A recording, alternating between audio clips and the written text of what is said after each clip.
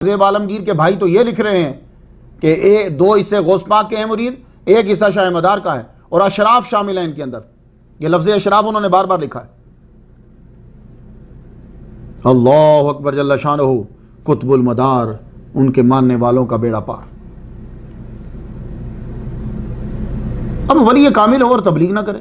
ولی کامل کپڑے تو نہیں نہ بیچتا، نہ اس نے تبلیغ کرنا ہے، اس نے دین کی تبلیغ کرنی ہے، اور وہ اپنی بھی یہ نہیں کہ لوگ اسے مانے، نہ اللہ رسول کی طرف لاتا ہے. اب سنیے ہمارے قطب المدار نے تبلیغ کیا کی. جو ولی کامل ہوتا ہے، جو صوفی ہوتا ہے، وہ ہاتھ میں سنت مصطفیٰ کی شمع لے کر چلتا ہے اور خوف خدا کا عصا لے کر چلتا ہے، اور مریدین کو پکڑتا ہے چلو کامیابی کی طرف چلے. سب سے پہلا سٹیپ جو ہے وہ ادب ہے. ادب ہونا ضروری. تم لا الہ الا اللہ محمد رسول اللہ پڑھو اور اللہ کی بھی توہین کرو، رسول کی بھی توہین کرو، تو مسلمان نہیں ہو. ادب سب سے پہلے. اب ذرا ادب کی مثال سن لیجیے. شیخ سعدی فرما گیا نا، بے ادب خدا تک نہیں پہنچ سکتا. آج کل تو فریڈم آف سپیچ نے بدتمیزی کو لائسنس دے دیا ہے نا، لیکن ادب بہت ضروری ہے. ایک مرتبہ کیا ہوا کہ سید احمد بدی الدین زندہ شاہ مدار رحمۃ اللہ علیہ خاص کیفیت آپ کے اوپر تاری، تو مولانا حسام الدین مداری رحمۃ اللہ علیہ بھانپ گئے. کہنے لگے بھائی اس سے بہتر فیض لینے کا کوئی موقع نہیں. تو آپ محبت میں گم حجرے میں داخل ہو گئے. یہ ایک وقت ہوتا ہے، حضور پاک پہ بھی آتا تھا، یا اولیاء پہ ایک وقت آتا ہے، اس وقت میں آپ اندر داخل ہو گئے. اس وقت کو جاننا بھی کرامت ہے، اس سے آپ کے مرتبے کا بھی پتہ چلتا ہے. تو جو ہی اندر داخل ہوئے تو قطب المدار رحمۃ اللہ فرمایا ہیچ بے ادب بخدا نہ رسید. نظریں جھکا کے عرض کرنے لگے حضور معافی چاہتا ہوں، اگر اجازت لینے کے چکر میں رہتا تو ان تجلیوں سے محروم رہ جاتا جو آپ کے چہرہ انور پہ برس رہی ہیں. آپ سن کر مسکرا پڑے. فرمایا سلامت سلامت سلامت.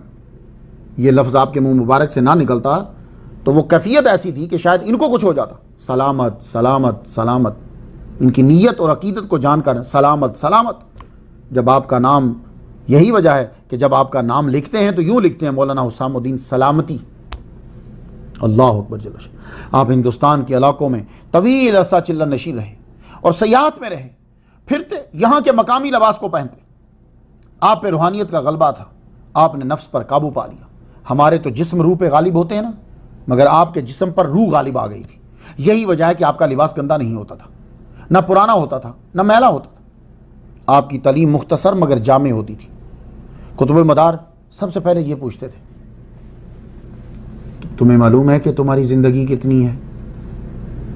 سمجھانے کا انداز. تمہیں معلوم ہے تمہاری زندگی کتنی ہے؟ پھر دلائل سے سمجھاتے. ہر ایک نے مرنا ہے یار. تو دنیا میں کون سا ایسا مذہب ہے جو مرنے کا انکار کرے گا؟ اور تو بڑی چیزوں کا انکار کر سکتا ہے، مرنے کا انکار نہیں کر سکتا. ہر آدمی مرنے کو مانتا ہے. تو جب وہ مان لیتا کہ مرنا ہے اور اسے یقین ہو جاتا تو پھر آپ اسے سمجھاتے. تو پھر وہ کرو نا جو اچھا ہے. اب دوسرا سوال، اب کیسے معلوم ہو کہ یہ اچھا ہے یہ برا ہے؟ تو پھر بتاتے. کہتے کائنات میں صرف اللہ اور رسول ہے جو صحیح طرح سے بتاتا ہے کہ اچھا کیا ہے اور برا کیا ہے. ہائے ہائے ہائے. ایک مرتبہ صوفیاء کی نماز پہ گفتگو ہو گئی. خواجہ قاضی مطہر قلعہ شیر انہوں نے پوچھا تو آپ نے ان کو بتایا.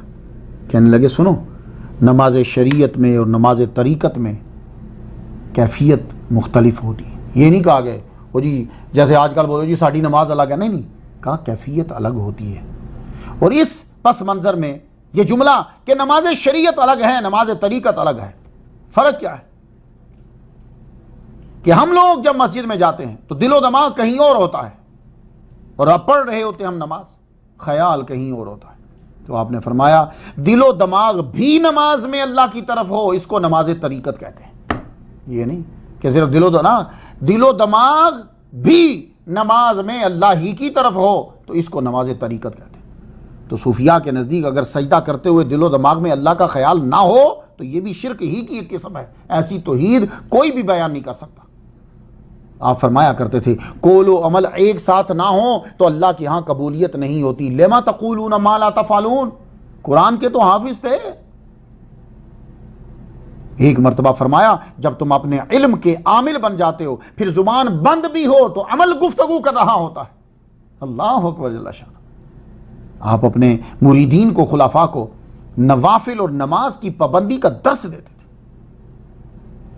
ہم نے ساری زندگی شادی نہیں کی. اس پہ کچھ لوگ اعتراض کرتے ہیں کیونکہ کچھ لوگوں کو صرف یہی ہے اعتراض ڈھونڈو. اب کچھ لوگ اعتراض کریں گے، ان کا اصل مقصد نفرت دلانا ہوتا ہے، تحقیق نہیں ہوتا، نہ آپ کو نالج دینا ہوتا ہے. ان کا صرف اور صرف مقصد یہ ہوتا ہے کہ جو ان کو مان رہے ہیں ان میں نفرت کسی طرح پیدا ہو جائے. حالانکہ وہ خود بھی جانتے ہیں کہ جو وہ اعتراض کر رہے ہیں وہ اعتراض نہیں ہے، وہ بنایا گیا ہے. قطب المدار پہ اعتراض کیا، وہ جی عام نے سنت ترک کر دی.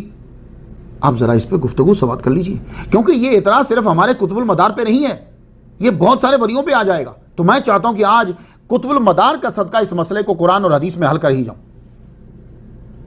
عربی میں شادی کو نکاح کہتے ہیں. آج نکاح ہے، یہ لفظ نکاح کا اطلاق عمل ازدواج پہ ہوتا ہے.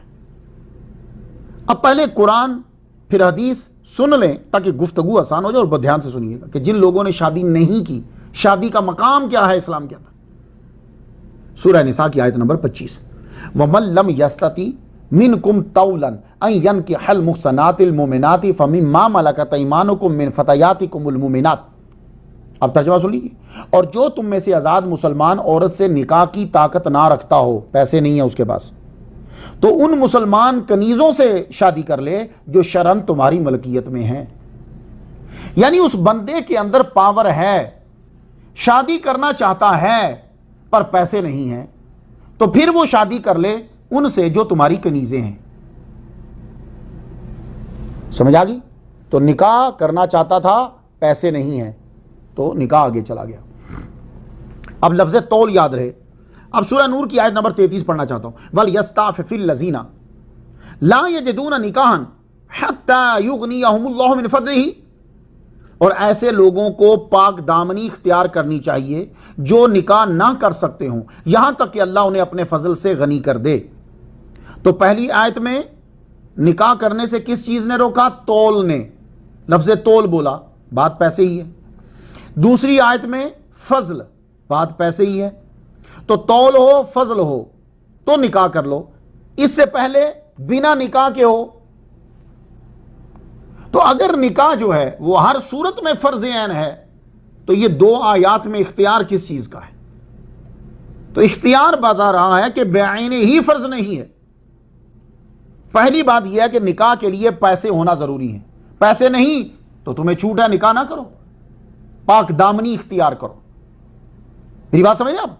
تو سورہ نور میں کہا خلاصہ کہ پیسے نہیں ہیں تو ویٹ کرو یہاں تک کہ پیسے آ جائیں. تو اب اگر بیان ہی نکاح واجب ہوتا تو قرآن کہتا نکاح کرو، ہر صورت میں کرو. نہیں، کہہ رہا ہے کہ جب ویٹ کرو. تو اختیار بتا رہا ہے کہ بیان ہی واجب نہیں ہے. تو نہایا میں لکھا ہے کہ جب مہر ادا کرنے اور بیوی کا خرچہ اٹھانے کی طاقت نہ رکھتا ہو تو تب نکاح ضروری نہیں ہے. اختیار آ گیا. تو اب نکاح نہیں کر رہا تو کیا یہ مسلمان ہے کہ نہیں؟ تو قرآن کہہ رہا ہے کہ جب پیسے آئیں گے تو اب تم نکاح کرو. اب ذرا بخاری سن لیجیے. بخاری، مسلم، ابو داؤد، ترمذی، نسائی، ابن ماجہ کتابیں سن لی. حدیث سنیے ذرا. یا معاشر الشباب من استطاع منکم الباءۃ فلیتزوج فإنه اغض للبصر واحسن للفرج ومن لم يستطع فعليه بالصوم فإنه له وجاء. اے نوجوانوں، جو تم میں سے گھر بسانے کی طاقت رکھتا ہو وہ نکاح کر لے، کیونکہ نکاح سے آنکھوں میں حیا آتی ہے اور شرمگاہ گناہ سے محفوظ رہتی ہے. اور جو شخص دولت نہیں رکھتا وہ روزے رکھے. یعنی جو پیسے نہیں ہیں، نکاح نہیں کر سکتا، اب کیا کرے؟ وہ روزے رکھے، کیونکہ روزہ سے شہوت ٹوٹتی ہے.